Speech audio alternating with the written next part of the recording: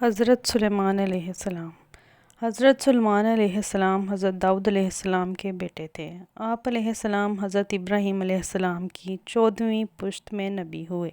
آپ علیہ السلام کا نسب حضرت ابراہیم علیہ السلام بن اسحاق علیہ السلام بن یعقوب علیہ السلام بن یہودا سے ہوتا ہوا حضرت داؤد علیہ السلام تک آتا ہے۔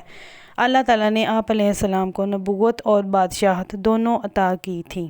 اللہ تعالیٰ نے آپ علیہ السلام کو ہر وہ چیز دی تھی جس کی ضرورت ملک پر حکومت کے دوران میں پڑتی ہے، یعنی ہر قسم کا سامان، لشکر و سپہ، ہتھیار، انسانوں، جنوں، پریوں، دیو، پرندوں، حیوانوں کی جماعتیں اور علم و عقل اور تمام مخلوقات کی باتوں کو سمجھنے اور اپنی بات سمجھانے کی طاقت بھی۔